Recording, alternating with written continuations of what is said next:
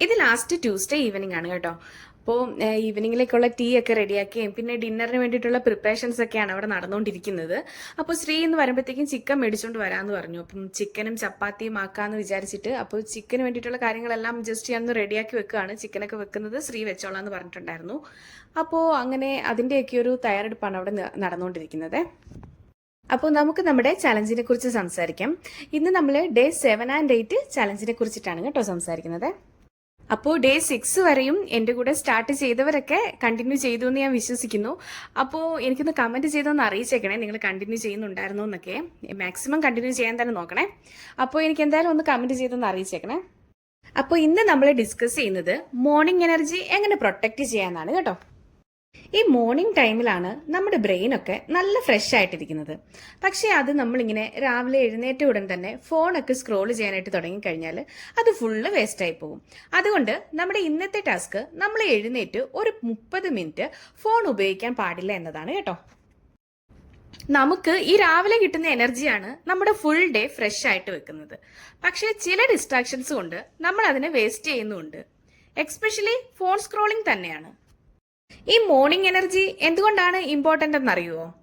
Morning time നമ്മുടെ brain വളരെ fresh ആണ്.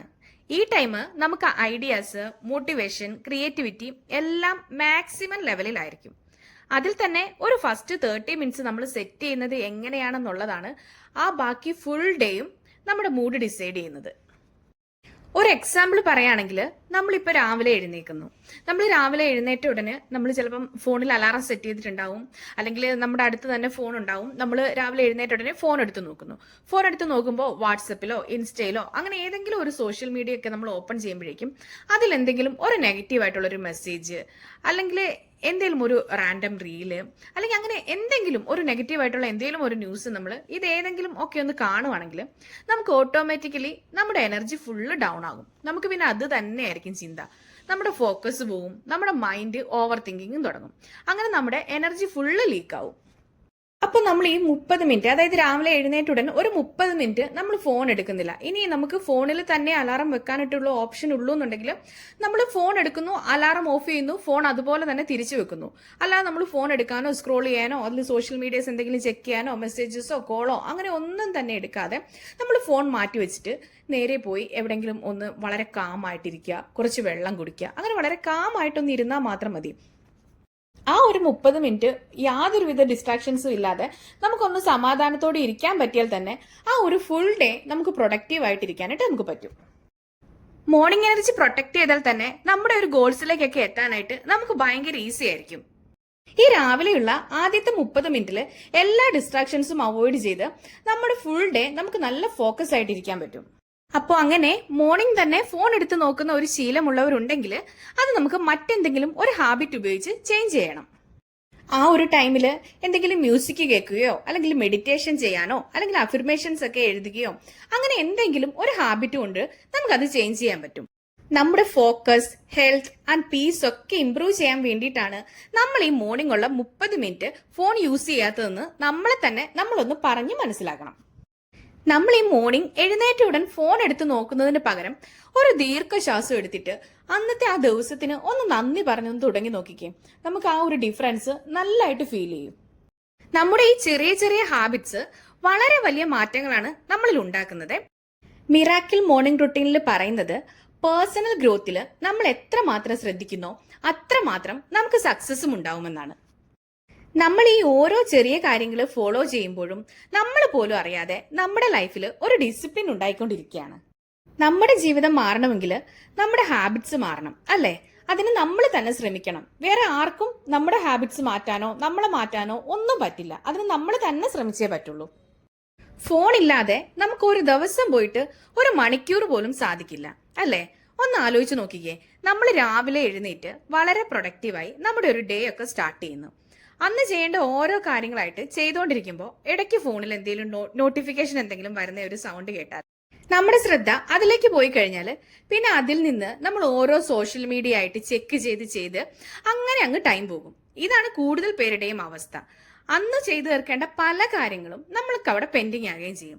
പിന്നെ എല്ലാം കൂടി ആകെ ഒരു തിരക്കും ഓട്ടപ്പാച്ചിലും ഒക്കെ ആയിട്ട് ഇങ്ങനെ അങ്ങ് പോകും. നമ്മുടെ പ്രൊഡക്ടിവിറ്റിയും ടൈമും എല്ലാം പോകും. അപ്പോൾ ഇതിനുള്ള ഒരേ ഒരു വഴിയെന്ന് പറയുന്നത് നമ്മൾ മൊബൈൽ ഫോണോ ടിവിയോ അങ്ങനെ എന്താണോ നമ്മുടെ ടൈം കളയുന്നത് അതിന്റെ ഉപയോഗം നമ്മൾ തന്നെ നിയന്ത്രിക്കുക എന്നതാണ്. പകരം നമ്മുടെ ടൈം വളരെ പീസ്ഫുൾ ആയി എൻജോയ് ചെയ്യാൻ ശ്രമിക്കുക. വീട്ടില് ഗാർഡൻ ഒക്കെ ഉള്ളവരാണെങ്കിൽ ഗാർഡനിൽ പോയി ചെടിയൊക്കെ നോക്കി അതിനെ ഒന്ന് പരിപാലിച്ച്, പിന്നെ ബുക്കൊക്കെ വായിക്കാൻ ഇഷ്ടമാണെങ്കിൽ ഏതെങ്കിലും ഒരു ബുക്ക് വായിച്ച്, ഇതൊന്നും അല്ലെങ്കിൽ ചുമ്മാ ഒന്ന് വിൻഡോ ഒക്കെ തുറന്നിട്ട് വെറുതെ പുറത്തേക്ക് നോക്കി സൈലന്റ് ആയിട്ടൊന്ന് ഇരുന്നാൽ മതി. അപ്പോൾ തന്നെ നമ്മുടെ മനസ്സ് വളരെ ശാന്തമാകും. പിന്നെ ഈ മൊബൈൽ ഫോണും സോഷ്യൽ മീഡിയയും ഒക്കെ പൂർണ്ണമായിട്ട് ഉപേക്ഷിക്കണമെന്നല്ല, പക്ഷേ ഇതൊന്നും നമ്മളെ കൺട്രോൾ ചെയ്യാനായിട്ട് നിൽക്കരുത്.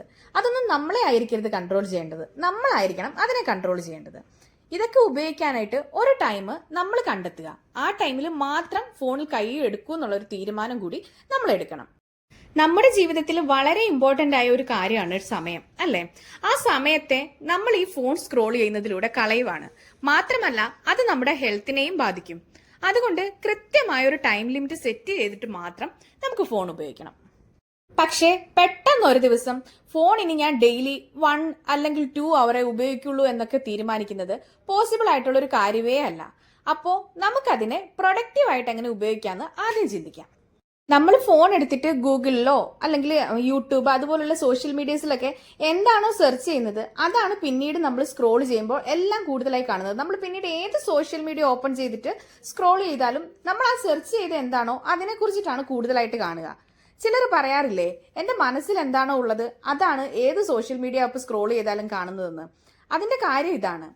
അപ്പോൾ നമുക്കിത് പ്രൊഡക്റ്റീവായി യൂസ് ചെയ്യുന്നത് എങ്ങനെയാണെന്ന് വെച്ചാൽ, ഇപ്പോൾ നിങ്ങൾക്കൊരു സ്കില്ല് പഠിക്കണം, ഏതെങ്കിലും ലാംഗ്വേജ് അല്ലെങ്കിൽ എന്തെങ്കിലും ക്രിയേറ്റീവ് ആയിട്ടുള്ള കാര്യങ്ങൾ, അങ്ങനെ എന്തായാലും അത് നിങ്ങൾക്ക് ഗൂഗിളിലോ അല്ലെങ്കിൽ യൂട്യൂബിലോ ഒക്കെ ഒന്ന് സെർച്ച് ചെയ്ത് കഴിഞ്ഞാൽ പിന്നെ നിങ്ങൾ സോഷ്യൽ മീഡിയ ആപ്പ് ഏത് യൂസ് ചെയ്താലും നിങ്ങൾ സ്ക്രോൾ ചെയ്യുമ്പോൾ നിങ്ങൾ അന്നേരം സെർച്ച് ചെയ്തിട്ടുള്ള നിങ്ങൾക്ക് ആ ഒരു സ്കില്ല് ഏതാണോ വേണ്ടത്, ഇപ്പോൾ ഒരു ഇംഗ്ലീഷ് ലാംഗ്വേജ് ആണ് നിങ്ങൾക്ക് പഠിക്കേണ്ടതെന്നുണ്ടെങ്കിൽ നിങ്ങളിപ്പോൾ അതിനെക്കുറിച്ചിട്ടാണ് സെർച്ച് ചെയ്യുന്നുണ്ടെങ്കിൽ അതിനെക്കുറിച്ചിട്ടുള്ള വീഡിയോസോ അത് പഠിക്കാനുള്ള അതിനെക്കുറിച്ചിട്ടുള്ള എന്തെങ്കിലുമൊക്കെ കാര്യങ്ങളായിരിക്കും ഏത് സോഷ്യൽ മീഡിയ ആപ്പ് സ്ക്രോൾ ചെയ്താലും പിന്നീട് കാണാൻ പറ്റുന്നത്. അപ്പോൾ പതുക്കെ ഈ ഫോൺ സ്ക്രോളിങ്ങിലൂടെ നമുക്കത് പ്രൊഡക്റ്റീവായിട്ട് നമുക്കൊരു സ്കില്ല് പഠിച്ചെടുക്കുന്ന രീതിയിൽ അത് മാറ്റിയെടുക്കാം. അപ്പോൾ സോഷ്യൽ മീഡിയ ഉപയോഗിച്ച് ടൈം വേസ്റ്റ് ആയി എന്നുള്ളൊരു ടെൻഷനും വേണ്ട. നമുക്കൊരു സ്കില്ല് പഠിക്കാൻ പറ്റി, ആ ടൈം നമ്മൾ നല്ല പ്രൊഡക്റ്റീവായിട്ട് ഉപയോഗിച്ചു എന്നൊരു ചിന്തയും നമുക്കുണ്ടാവും. അപ്പോൾ ഇന്നത്തെ ടാസ്കും എല്ലാവരും ഫോളോ ചെയ്യുമെന്ന് വിശ്വസിക്കുന്നു. Thank you for watching. See you in the next video.